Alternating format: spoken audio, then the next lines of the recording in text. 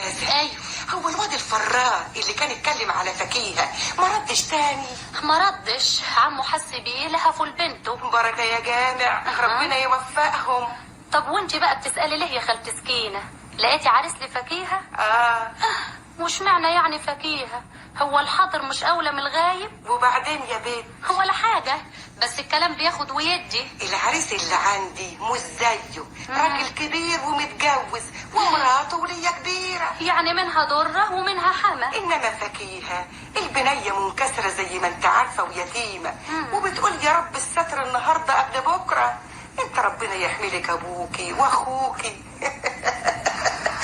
وانا كمان مش هنساكي. تعيشي تعيشي يا خالتي. ومين العريس ده بقى يا خالتي سكينة؟ عمك مدبولي. ايه؟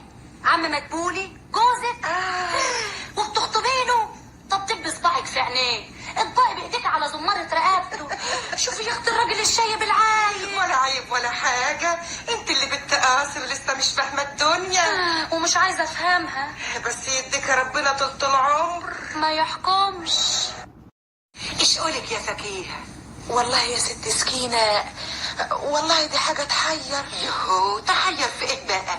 عمك مدبولي راجل قيمة، عاقل وموزون ويهمه بيته وكسيب وبيصرف وعينيه شبعانة وعشري وابن ناس، ما تطلعش منه العيبة. ليا معاه 20 سنة والله اكتر ما غلطش في حق غلطة واحدة، ومحافظ على وقته وصين صحته. انا ما بقولش حاجة، بس انت يا ست سكينة. مالي انا؟ ايه اللي مخوفك مني؟ انا مش خايفة منك، انا خايفة عليك. من ايه يا ضنايا؟ غير منك؟ انا بحبك، انا بحبك يا بنت ومربياكي وافرح لك. انا ما بقولش حاجة، بس يا ست سكينة يعني يمكن ايه يا بنت؟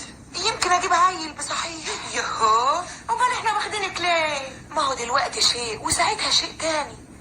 طب ما تخلينا حبايب كده احسن يا ست سكينة. ليه؟ خايفة لا اكره العيل؟ لا مش تكرهيه، بس يمكن يعني تتضايقي منه، برضه العيال ليهم رزالة. كنت اتضايقت من رزالتك ولا غلست ممتازة ولا عيال الجيران والحبايب والقرايب اللي اهاليهم كانت بتحدفهم في حجر ويمشوا تقولش مدرسة حضانة؟ ومين ينكر خيرك انت يا ست سكينة يا ام الحتة كلها، بس الحكاية اللي انت جايالي بيها دي مش داخلة مخي ابدا. ليه؟ انا ما شفتش بس لسه واحدة بتخطب لجوزها ده غيري كان يمكن يقول دي خزينة وبتبدريها. اطلب بوزك. خلاص يا بنت، خدي يا بنت القرشين دول، خدي هاتيلك هدمتين علشان تغيري وتتحضري كمان يا ست سكينة. ولسه لازم يجيب لك شبكة ويدفع لك مهر كويس، دول من عندي لاجل ما تلبسي يمكن يشوفك. يا ريت كل الضماير زيك كده. ضمير ايه؟